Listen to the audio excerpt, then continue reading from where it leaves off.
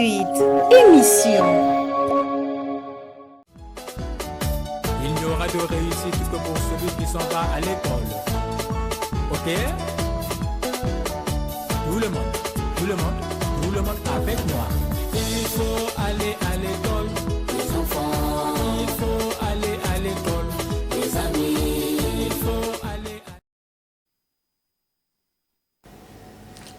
Bonjour, très chers fidèles téléspectateurs. Bienvenue dans ce 8e numéro de l'émission ISPAV.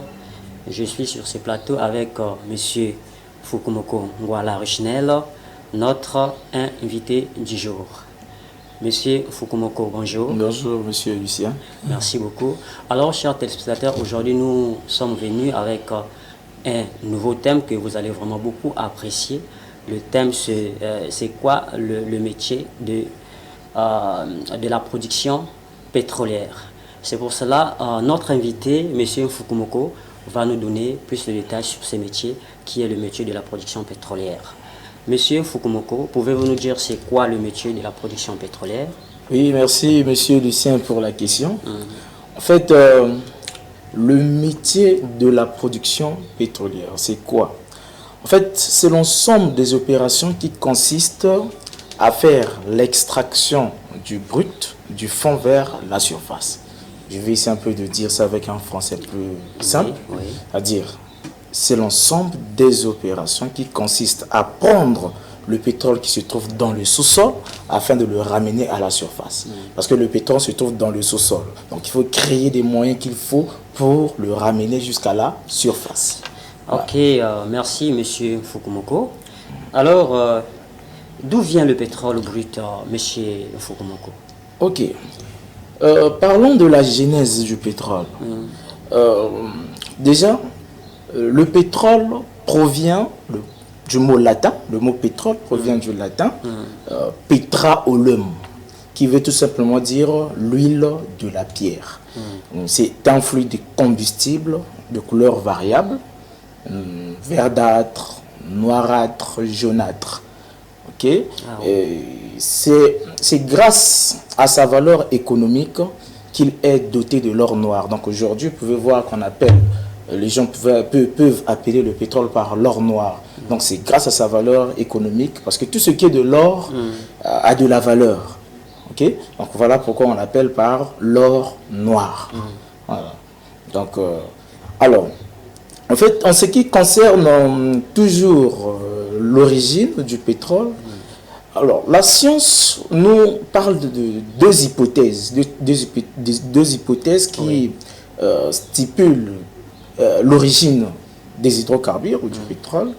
Alors nous avons la première théorie qu'on appelle la théorie organique et la théorie inorganique.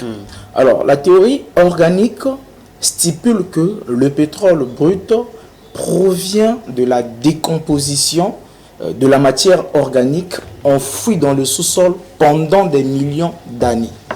Et sous l'effet des différents facteurs, nous avons les facteurs endogènes et les facteurs exogènes. Donc, et lorsqu'on parle des facteurs exogènes ou endogènes, là on fait allusion directement aux micro-organismes, on fait allusion à la température, la variation de la température, de pression et des microbes en fait. Alors, voilà un peu. Ok, merci Monsieur Fukumoko. Et comment se fait le processus de formation des hydrocarbures, Monsieur Fukumoko? Oui, en ce qui concerne le processus de formation des hydrocarbures, vraiment vous êtes inspiré, hein? En tout cas, avec des questions comme ça. oui, en fait, d'abord, la première des choses, la nature nous donne le ciel et la terre. Parce que là, on ne veut pas parler de Dieu, parce que nous sommes dans la science. Okay. La nature nous donne le ciel et la terre. Et dans le ciel nous donne la pluie, nous avons aussi le soleil. Et le soleil et la pluie frappent les êtres vivants. On ne va pas parler des êtres vivants ici, on va parler de la matière organique. Parce que la matière organique, c'est tout simplement les substances qui ont cessé de vivre. Donc, comme par exemple une personne est décédée, automatiquement, il est elle est considérée comme étant une matière organique. Parce que ce qui donne naissance au pétrole, ce n'est pas des êtres vivants, mais ce sont des... en fait, c'est la matière organique qui donne naissance au pétrole. Donc, une personne morte, les animaux, des végétaux qui ne vivent plus, ce sont eux qui donnent naissance au pétrole. Ok? Et alors, quand on donne naissance au pétrole, il va falloir l'exploiter. Voilà. Donc, pour l'exploiter, voilà pourquoi on doit parler de la production pétrolière ou l'exploitation pétrolière. Ok, merci monsieur Fukumoko. Mais dites-nous, pourquoi le pétrole brut est toujours noir? Pourquoi? Ok. En fait, parfois on se trompe. Le pétrole brut n'est pas forcément noir. Et la coloration du pétrole brut dépend de la matière organique qui a contribué au processus de formation de ce dernier. Donc, il n'y a pas seulement la couleur noire, le pétrole n'a pas seulement la couleur noire. Il y a plusieurs couleurs, par exemple, nous avons le Brent qui n'est pas noir, qui est un peu jaunâtre, nous avons la Caucase, nous avons plusieurs couleurs, nous avons plusieurs colorations. Le pétrole a plusieurs colorations. Oui, a plusieurs colorations. Donc, ce n'est pas seulement la couleur noire. Ok, merci M. Fukumoko. Et comment peut-on faire pour aller chercher le pétrole dans le sous-sol, M. Fukumoko? Bon, aller chercher le pétrole dans le sous-sol, c'est pas directement prendre votre pioche et aller chercher le pétrole dans le sous-sol. Oui. Voilà, donc ce sont des études qui sont d'abord menées au préalable. La première étude, donc on parle d'abord de la prospection. Oui. C'est la phase primordiale même de la recherche des hydrocarbures, la prospection. Donc c'est l'ensemble des opérations qui consistent à mener des études dans une zone où l'on suppose avoir des hydrocarbures. Donc on peut venir ici par exemple dans un quartier donné, on veut mener les études parce que on mène les études pour savoir si c'est une zone prometteuse, si on peut avoir les hydrocarbures dans cette zone. Ok? Donc c'est d'abord les études, après les études, et c'est là où on peut enfin dire qu'il y a le pétrole ou pas. Et on va parler un peu des études que l'on peut mettre en œuvre pour savoir où est-ce que comment est-ce qu'on peut faire les études. Nous avons dans la prospection, comme je l'ai dit, la prospection, on peut encore l'appeler par l'exploration. L'exploration, donc dans la phase de l'exploration ou dans la phase de prospection, on fait recours généralement à trois études. Nous avons l'étude géologique, l'étude géophysique et l'étude géochimique. Alors, dans l'étude géologique, lorsqu'on dit géologique, nous avons déjà un mot qui est subdivisé en deux parties. Nous avons géo qui veut dire terre, terre, et logie qui veut dire science. Donc, on veut tout simplement dire par là que la géologie est une science qui étudie la terre. Okay? Donc la géologie nous permet de faire la cartographie de la zone que l'on souhaite étudier. Et donc lorsqu'on représente une carte géologique de la zone que l'on souhaite étudier, on va subdiviser cette zone en 4 parties. Okay? Et après, on va procéder à faire les échantillonnages de chaque portion de la terre afin d'avoir les informations en ce qui concerne les hydrocarbures dans cette zone. Donc, on appelle ça les échantillonnages, ou encore une opération de carottage. Donc, prélever et on prélève la terre, on va faire parler cette terre-là au niveau de le laboratoire. Donc, c'est le laboratoire qui va nous donner un peu l'historique de la terre depuis sa naissance jusqu'à l'heure actuelle. Et à partir de là, on peut avoir aussi quelques informations en ce qui concerne les hydrocarbures. Et après, une fois que nous avons des traces des hydrocarbures, avec donc les études géologiques nous permettent d'avoir des traces des hydrocarbures. Une fois que nous avons des traces des hydrocarbures dans une zone donnée, Parce que une fois qu'on prélève les échantillons dans chaque zone que nous avons dit, on peut subdiviser la carte en 4 parties. Une fois que nous avons prélevé des échantillons dans chaque partie, on fait parler dans le laboratoire et on va essayer de voir les pourcentages que ça va nous donner.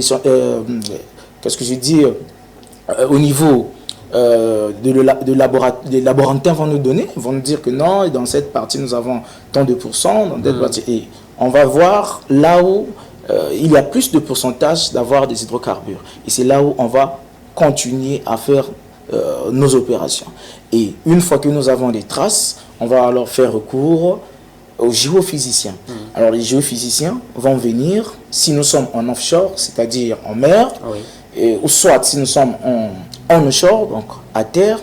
À terre, généralement, les géophysiciens viennent avec les camions vibreurs. Les camions vibreurs qui vont positionner sur la terre avec des différents capteurs qu'on appelle les géophones. Lorsque nous sommes à terre, on va appeler ça les géophones. Et si nous sommes en mer, on va appeler ça par les hydrophones. Okay? Et lorsque nous sommes à terre, on va utiliser un camion vibreur. On va positionner des milliers de capteurs sur la terre et depuis la cabine, on va envoyer les ondes qui vont aller jusqu'au fond de la terre et la remontée. Donc, ils vont faire la réflexion et la réfraction. Et les informations sont remontées à la surface qui seront affichées sur l'écran sous forme des oscillations. Oui. Il y aura des oscillations. Et après, on va interpréter pour voir où est-ce qu'il y a... On y va utiliser le code de couleur parce que chaque société a un code de couleur. Par exemple, si on représente le gaz comme à la couleur blanche ou encore le pétrole à la couleur rouge ou encore l'eau, la couleur bleue, et tout dépend du code de couleur qu'a l'entreprise. Okay? Maintenant, par rapport au code de la couleur, on va voir s'il y a plus le blanc par exemple, on peut supposer que non, et cette zone il y a plus le gaz, il y a moins de pétrole. Mais s'il y a plus de bleu aussi, on peut dire que non, il y a plus d'eau que le pétrole. Donc c'est par rapport à tout ça, on doit savoir qu'est-ce qu'on peut faire. Est-ce que c'est une zone prometteuse ou pas? Est-ce qu'on doit continuer à aller faire nos recherches ou comment? Et ça va. Et nous avons déjà, pour parler un peu de l'opération sismique, toujours, par définition, la sismique, c'est tout simplement une opération qui consiste à émettre les ondes dans le sous-sol. Okay? Donc, ça émet les ondes, des vibrations dans le sous-sol et nous avons les informations au retour. Donc, ça fait un système de V. Donc, monter, descender, monter, descendre. Donc, ce que j'ai parlé de la réflexion et la réfraction. Et l'interprétation peut se faire en 3D, D2, tout dépend. Et ça va. Okay. Et après, une fois que nous avons des informations en ce qui concerne la sismique, puisque lorsqu'on parle du pétrole, la remontée du pétrole du fond jusqu'à la surface ne dépend pas directement seulement des opérateurs de production ou des producteurs, mais ça nécessite beaucoup de services. Okay? Donc nous avons par exemple des mécaniciens qui sont là, les électriciens, des mécaniciens, même les plombiers, les instrumentistes, les médecins, les cuisiniers, ainsi de suite, la chaussure, donc tout le monde est là. Et voilà pourquoi vous avez remarqué lorsqu'on parle, j'ai parlé de la prospection, j'ai parlé de la géophysique. Au départ, je vous ai dit que géo veut dire terre. Donc, vous voyez, dans la prospection, nous avons la géophysique et la géologie, géophysique, géochimique. Donc, tout le monde a une connaissance de la terre. Et chacun applique ses méthodes afin d'avoir les informations concernant le pétrole dans le sous-sol. Et quand je vous ai cité tout le monde, les mécaniciens, et les instrumentistes, tout ça, tout ce monde-là, si j'ai cité ça, c'est pour vous dire que pour qu'il y ait le pétrole à la surface, il doit y avoir la combinaison de plusieurs services ou encore la combinaison de plusieurs départements techniques. Okay? Oui. Alors, on va tomber, puisque nous sommes toujours dans la prospection, on tombe sur la géophysique. Et que c'est la géochimie. Et lorsqu'on parle de la géochimique aussi, on voit directement la chimie de la terre. Donc, géochimique, terre et chimie, géo veut dire terre, comme je vous dis, donc c'est la chimie de la terre. Alors, dans la chimie de la terre, qu'est-ce qui se passe? En fait, ici, on veut, parce qu'on ne peut jamais parler des hydrocarbures sans pourtant qu'il y ait la composition des éléments chimiques. Nous avons par exemple, lorsqu'on parle des hydrocarbures, on voit directement, on voit l'hydrogène et le carbone. Okay? Et dans la terre, dans la géo chimique, on voit directement les composants qui se trouvent, les composants chimiques qui se trouvent dans la terre, qui peuvent donner accès, qui peuvent avoir un lien avec le pétrole. Okay? Donc par exemple le carbone, on va vérifier le taux de concentration en carbone et en hydrogène qui constitue la terre. Et une fois que nous avons toutes les informations, donc les informations des géologues, les informations des géophysiciens, les informations des géochimiciens, alors le maître des opérations dans cette affaire, c'est le géologue. Le géologue doit faire un bilan, va présenter un document qu'on appelle par un cahier de charge, qui va mettre dans un cahier de charge, c'est tout simplement un document qui permet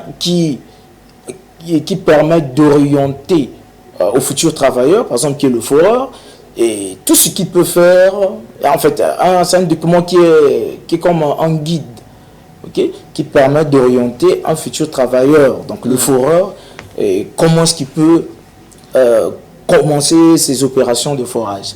Alors, dans ce document-là, on écrit tout ce que le géologue, le géophysicien et le géochimicien a pu rencontrer lors de son travail.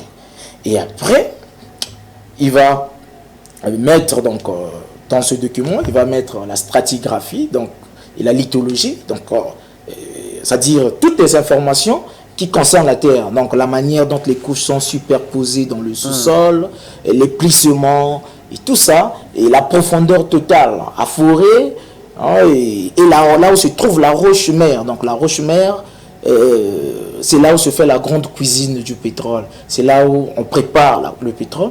Et il y a enfouissement, ce qu'on appelle par la migration secondaire. C'est lorsque les hydrocarbures quittent de la roche-mère vers la roche réservoir. Et dans la roche réservoir, c'est là où le pétrole se trouve en maturité, donc prêt à être exploité. Okay? Et voilà un peu, en quintessence, comment je pouvais quand même donner une idée sur la prospection et la recherche du pétrole. Voilà, donc une fois qu'on trouve le pétrole, parce que moi je considère les études là comme étant, donc la prospection, comme étant une étude théorique. Parce que moi je suis technicien, le technicien ne se base pas sur ce que l'on dit, mais il doit se baser sur ce qu'il peut voir. Okay? Si on me dit par exemple aujourd'hui, j'entends parler que à Monkamba là-bas, on a vendu parce qu'on a découvert le pétrole. Moi, je ne peux pas croire. Parce que moi, pour croire, il peut avoir des études. Oui. Oui, il peut avoir des études, on a mis les études, les géologues ont dit que oui, il y a le pétrole et tout. Mais moi, ça va pas. En fait, ça ne me convient pas. Je ne peux pas accepter comme ça. Moi, pour accepter qu'il y ait le pétrole, il doit y avoir un forage. Parce que seul le forage, seules les opérations de forage qui confirment s'il y a la présence ou pas des hydrocarbures. Donc c'est pour vous dire seulement que aujourd'hui, les gens peuvent dire qu'il y a le pétrole, mais même ils peuvent mener toutes les études que j'ai citées là. Au finish, on peut faire le forage en respectant, le foreur respecte son cahier de charge, mais après, il n'y a rien. Ce qu'on appelle par un puits sec, il n'y a rien, il y a seulement de l'eau chaude. Il n'y a pas de pétrole. Et du coup, alors, maintenant, qui on va condamner? Ce sera le foreur ou les géologues? Voilà. C'est ça le problème. Donc, il faut jouer à la pratique. Le technicien, c'est lui qui joue à la pratique. Donc, on ne peut jamais parler du pétrole sans passer par le forage. Je crois que ce sera un thème qu'on va développer prochainement. Et une fois qu'il y a le forage, lorsqu'il y a le forage, et le forage a donné un succès. Ça veut dire que après le forage, on a pu avoir des hydrocarbures. Là, on peut maintenant parler de la production. Donc, s'il n'y a pas eu un forage qui a donné un succès, pourquoi parler de la production? Il n'y aura pas la production du pétrole. Donc, pour parler de la production pétrolière, il faut que le forage donne un succès. Ça veut dire, après le forage, on découvre le pétrole. Voilà un peu, Merci, en quelque sorte, monsieur ce que j'allais dire. J'ai encore une autre question pour vous. Oui, monsieur. Dites-nous, c'est quoi une chaîne pétrolière? Voilà. Monsieur Fukumoko. C'est quoi une chaîne pétrolière? Merci beaucoup pour la question, Oui. monsieur Lucien. Il n'y a pas de problème. Voilà. La chaîne pétrolière, autrement dit par les maillons de la chaîne pétrolière. Et lorsqu'on parle des maillons de la chaîne pétrolière, on voit directement l'amont et l'aval de l'industrie pétrolière. Parce que lorsqu'on parle, c'est comme on dit toujours que lorsque nous sommes dans l'industrie, disons, lorsque nous sommes même, lorsque j'étais par exemple au lycée, on me disait que on savait qu'il y avait la partie industrielle et la partie commerciale. Donc il y a un lycée technique industriel et il y a un lycée technique commercial. Alors, lorsque je parle de l'amont et l'aval de l'industrie pétrolière, je veux tout simplement les scinder en deux parties. Il y a la partie amont est considérée comme la partie industrielle et la partie aval est considérée comme la partie commerciale. Parce que celui qui va produire le pétrole, celui qui va trouver le pétrole, il connaît produire, prendre, traiter. Donc quand je parle de traiter, c'est pas à la raffinerie, donc on parle du pré-traitement. C'est-à-dire, lorsque nous sommes par exemple en offshore, en mer, le pétrole vient parce qu'on trouve le pétrole dans les dômes de sel. Et les dômes de sel, ce sont des formations géologiques. Bon, en fait, là, ce sont des formations géologiques qui a de la salinité, qui est salée en fait. Ok. Et quand le pétrole sort, on doit le traiter. Pourquoi le traiter? Il faut enlever de la salinité, donc enlever le sel qui se trouve dans le pétrole. Et quand le pétrole vient, il y a toujours de l'eau, il y a toujours du gaz, donc il y a aussi le pétrole qui vient. Donc c'est ce qu'on appelle par l'effluent. Okay? Quand l'effluent arrive, il faut le traiter. Donc on va enlever le gaz, on va enlever la salinité, donc le sel qui se trouve. Ça c'est le pré-traitement. Mais le vrai traitement se passe au niveau de la raffinerie. Voilà. Donc pour revenir à la question sur la chaîne pétrolière. Oui. Donc lorsque nous sommes en amont, on ne peut pas prendre le pétrole, traiter et encore vendre. Non. La partie commerciale est dédiée à d'autres personnes qui sont spécialisées dans ça. Parce que le technicien, celui qui est en industrie, il ne connaît pas faire la comptabilité, il ne connaît pas faire tout ça. Et lui, ce qui est plus important pour lui, c'est prendre, traiter et envoyer à la raffinerie. Et le commerce, c'est la partie aval. Donc, ce qu'il faut retenir dans la chaîne pétrolière, nous avons la partie amont et que c'est la partie aval, et amont et aval. Donc, le début et la fin. La phase de prospection jusqu'à la consommation. Dans la phase de prospection, c'est ce que j'ai expliqué avant. Donc c'est toute la logistique qui permet de produire, de chercher le pétrole, transporter jusqu'à la consommation.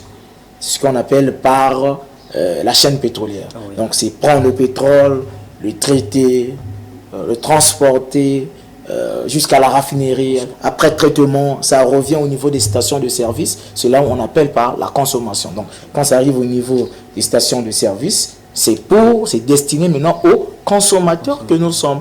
Donc, celui qui veut acheter son carburant, celui qui veut avoir l'huile moteur, celui qui va avoir le pétrole en pompe, celui qui va avoir le kérosène, ainsi de suite. Parce que, voilà un peu. Donc, vous devez garder dans l'esprit que le pétrole nous donne plusieurs éléments. Donc, nous avons les produits dérivés et le produit fini. Et dans les produits dérivés, nous avons ce qu'on appelle par la matière plastique, nous avons les produits, les pelleuses synthétiques, nous avons les engrais chimiques, hein, parce que ne vous en faites pas, monsieur Lucien, que sans pétrole, le monde est zéro. Sans pétrole, on ne peut pas parler d'une bonne vie. Parce que, je ne peux pas me dire, hein, si là où nous sommes, là, il y a quelque chose qui ne provient pas du pétrole. Ça va? Donc, le pétrole a vraiment de l'importance. Donc il faut vraiment tenir compte de ça, parce que sans pétrole, on ne peut pas vivre. On ne peut pas vivre sans pétrole. Parce que nous sommes entourés du pétrole. Tout ce que nous faisons est toujours associé. On associe toujours le pétrole. Je peux prendre un exemple aujourd'hui. Par exemple, on nous a dit que non, moi je prends que de l'eau maillot. Je prends que de l'eau maillot. Oui, mais la conservation se fait où? C'est pour vous dire, parfois avant de venir ici, vous avez soit bu le pétrole, ou soit vous avez mangé, consommé du pétrole, des hydrocarbures. Parce que aujourd'hui, on parle des produits chimiques. On parle des formoles. D'où provient la formule? Les produits de formol. Ça produit ce sont des produits dérivés du pétrole. Ok? Donc du coup, on dit qu'il faut manger bio, il faut manger bio. Les engrais chimiques, ce sont des produits dérivés du pétrole. Ok? Donc du coup, je ne sais pas où est-ce qu'on va se cacher, hein, sans le pétrole. Voilà, donc voilà un peu ce que je voulais... Merci monsieur Fukumoko pour plus de détails sur une chaîne de production. La chaîne pétrolière. Une chaîne pétrolière, merci. Alors, comment se fait la production du pétrole? Comment est-ce que ça s'est fait? Ah, monsieur Lucien, la production pétrolière, monsieur Lucien, mais ça, normalement, c'est... On ne peut pas reprendre cette... Bon, je vais reprendre quand même, mais sinon que... C'est tout un cours qu'il faut apprendre. Hein? C'est tout un cours. Comment, parce que les techniques d'exploitation pétrolière, aujourd'hui, bon, je vais quand même donner quand même une partie, mais sinon que c'est tout un cours. Alors, je vais répondre à cette question. Merci. Comment se fait la production pétrolière? Bon, là nous sommes dans la production pétrolière, sinon qu'on pouvait aussi parler de la production pétrolière et la production gazière.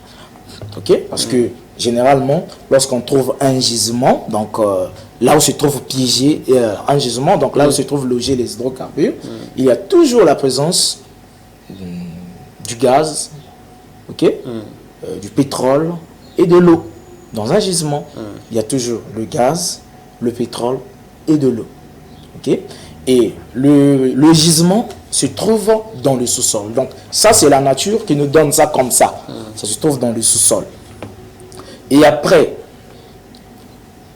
puisque l'homme est venu, l'homme a découvert le pétrole dans le sous-sol, il va falloir l'exploiter, il va falloir le prendre et le ramener à la surface.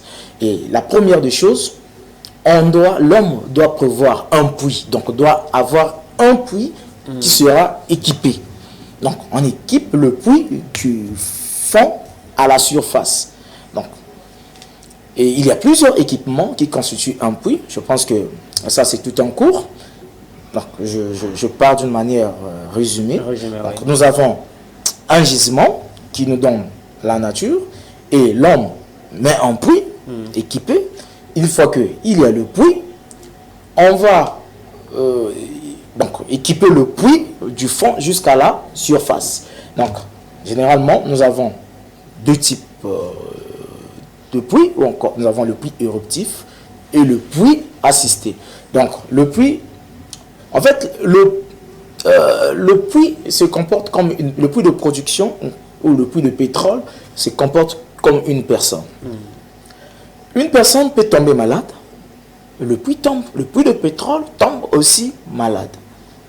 Une personne, on peut tuer la personne, on peut aussi tuer le puits de pétrole. Ok?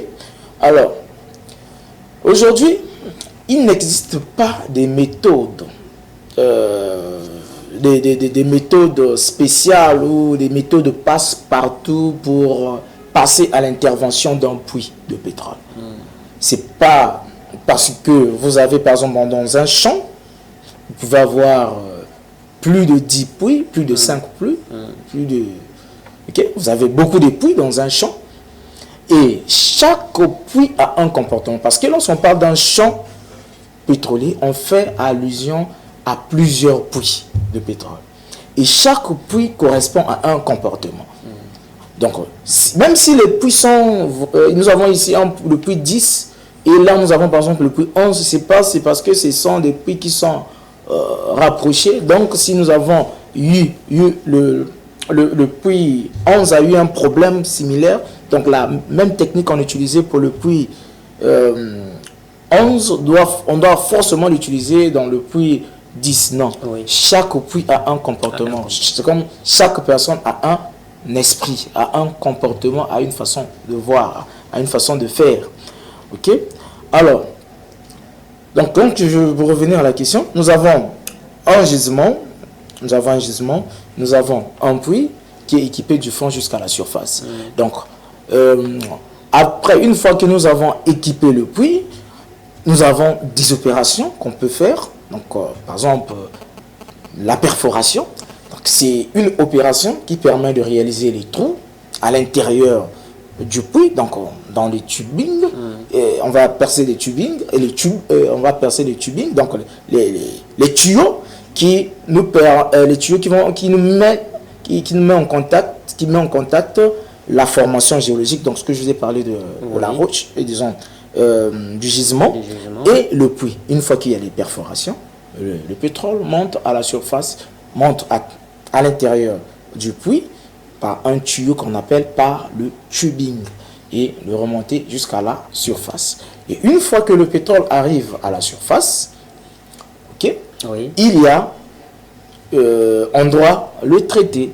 Donc il y a les équipements de surface qui sont mis à la place afin de contrôler le processus de traitement des hydrocarbures. Donc nous avons par exemple, après les puits, nous avons par exemple les lignes tuyautériques qui sont connectées par un dispositif qu'on appelle le manifold. Après, au niveau des manifolds, on peut jouer avec les billes des vannes. Si on veut tester la productivité d'un puits, on peut basculer, on peut envoyer le pétrole soit dans les séparateurs test pour connaître. Donc en fait, le séparateur test, c'est un dispositif qui nous permet de connaître le mode de fonctionnement individuel d'un puits.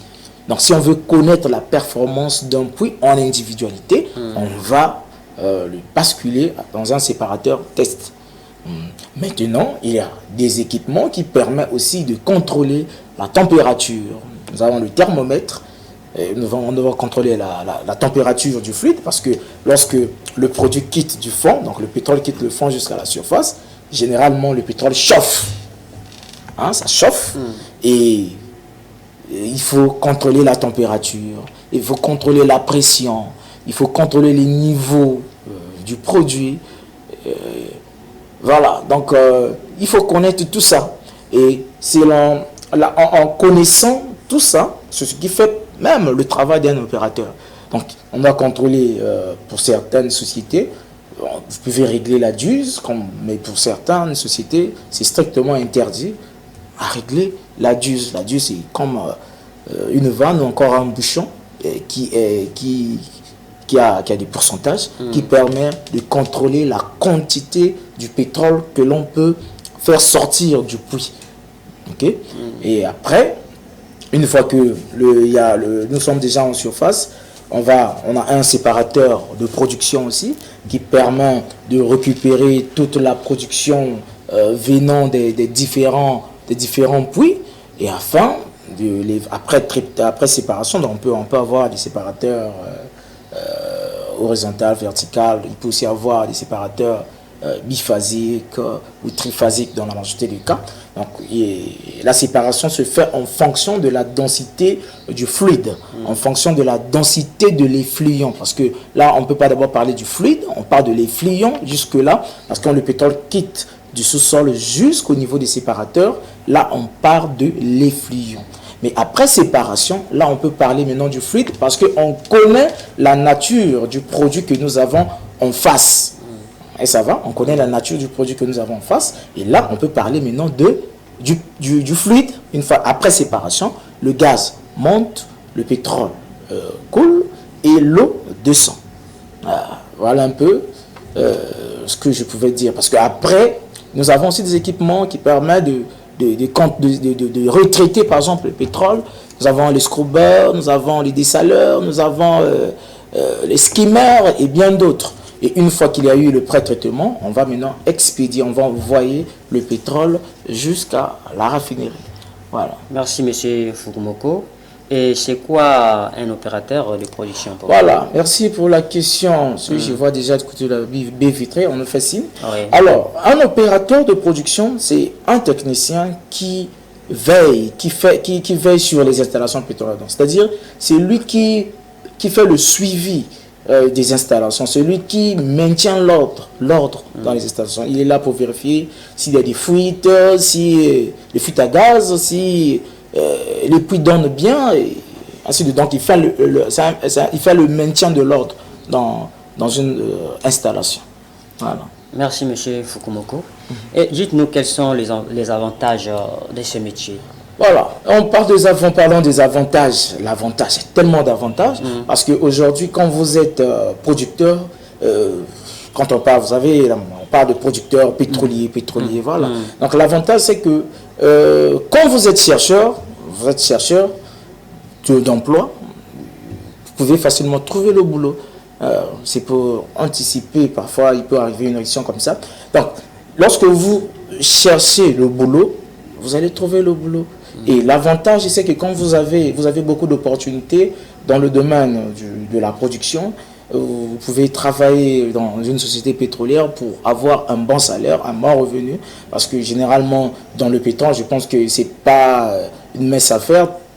Si vous pouvez interroger 5 ou 10 Congolais, on va dans la majorité, sur 10, au moins 6 personnes vont vous dire que non, lorsque vous êtes dans le secteur pétrolier, vous gagnez bien votre vie. Et je pense qu'au Congo, ça fait partie des conventions qui payent plus, qui ont beaucoup d'argent. Quand tu es opérateur, quand tu es technicien d'exploitation pétrolière, en tout cas, adieu la galère. Donc, voilà un peu ce que je peux dire. En tout cas, merci, monsieur Fukumoko. Et bien, est-ce qu'avec ce métier, on peut facilement trouver l'emploi? Voilà, c'est comme j'ai dit tantôt, c'est comme si j'étais déjà rentré dans votre esprit pour dire que non, avec le boulot, partout, il y a des chômeurs et partout, les gens trouvent de l'emploi. Donc, on ne peut pas dire que non, ça c'est un métier spécial ou comment. Mais ce que je peux dire, c'est que quand tu as la volonté de chercher, quel que soit, tu finiras par trouver. Et pour vous dire, pour votre information, que chaque jour, il y a des recrutements dans tous les secteurs et chaque jour aussi, on licencie des gens dans chaque secteur. Donc, il y a des opportunités pour trouver de l'emploi. Si tu es un chercheur, tu poses des demandes, tu poses des dossiers et tu as la foi. Non, le boulot est là. Merci. Alors, le boulot est là. Merci, monsieur Fukumoko. Et je crois que chaque métier a toujours des difficultés. Hein? Oui. Et quelles sont les difficultés pour vous? Les difficultés d'existence. Les difficultés ne manquent jamais dans chaque domaine. Il y a toujours des difficultés. Oui. Mais ce que les difficultés qu'on peut souligner, c'est quoi par exemple? Pour ceux qui sont par exemple dans l'apprentissage de ce métier de production, déjà il n'y a pas un secteur au Congo particulièrement. Il y a les sociétés du pétrole sont directement liées à l'État congolais. Okay? Donc pour faire des expériences, il faut directement aller dans l'entreprise. Il n'y a pas, on n'a pas de puits privé. Peut-être qu'on peut mettre les étudiants pour voir un peu le puits. Seulement, on a des partenariats qui peuvent faire à ce qu'il aille jusqu'au niveau de la société pour voir ce qu'on lui parle directement. Mais sinon il n'y a pas un puits privé, à mon niveau que je connaisse, il y a un puits privé du pétrole, non. Ok, merci. J'espère que vous pouvez être bref sur votre réponse. Et comment se fait le transport du pétrole? Bon, le transport du pétrole se fait par 3 moyens. Nous avons la voie maritime, la voie maritime et fluviale. Nous avons la voie terrestre et nous avons la voie aérienne. Donc voilà un peu en quintessence ce que je pouvais dire. Donc j'aimerais bien développer, mais le temps il n'y a fait pas de défaut problème. Ok. les signaux de la Monsieur Fukumoko, que pouvez-vous dire à ceux qui veulent apprendre ces métiers? Oui, monsieur Lucien, merci. L'appel que je lance aux chers téléspectateurs, ceux qui nous suivent, c'est un métier qui a beaucoup des opportunités. C'est un métier, dès que vous trouvez de l'emploi, je dis bien adieu la galère, parce que vous allez peut-être résoudre ce que vous avez prévu faire dans 10 ans, vous pouvez le faire par exemple en une année. Donc c'est un métier qui a beaucoup des ouvertures. En tout cas, venez apprendre la production pétrolière. C'est un métier qui a beaucoup des opportunités. C'est un métier qui vous permet d'avoir un revenu stable et un revenu considérable. Voilà. Bien, je pense peut-être que chers téléspectateurs se demandent où ils peuvent apprendre ces métiers. Bon, oui, il y a plusieurs écoles d'apprendre ce métier. Je conseillerais à tout celui qui veut apprendre ce métier de venir s'inscrire à l'école de métier ISPAV qui se trouve à Vindoulo, à 100 mètres du commissariat de police et à Mpaka, en allant vers Patra, à la station Puma. Donc venez, je crois que le numéro est affiché en bas de l'écran et vous pouvez appeler par ces numéros, on va vous orienter. Ok, merci beaucoup monsieur Fukumoko. Je pense que vous n'avez plus rien à dire comme mot de la fin. Voilà, pour ce qui concerne le mot de la fin, c'est quoi? C'est des encouragements. Merci. Venez, n'hésitez pas. ISPAV, les portes sont ouvertes et les inscriptions sont toujours en cours. Venez apprendre et appelez ces numéros pour toute information. Et puis appelez ces numéros qui sont fixés sur les bas de votre écran. Et appelez pour plus d'éclaircissements. Voilà un peu. Ok, merci monsieur Fukumoko. Chers téléspectateurs, merci. Nous sommes arrivés à la fin de notre émission et on se retrouve donc le mercredi prochain à la même heure pour un nouveau numéro. Et surtout, n'oubliez pas de nous suivre encore chaque mardi à 20h30 pour la rediffusion. On se dit donc au revoir et à la prochaine. Ciao. Il n'y aura de réussite que pour celui qui s'en va à l'école. Ok? Tout le monde avec moi. Il faut aller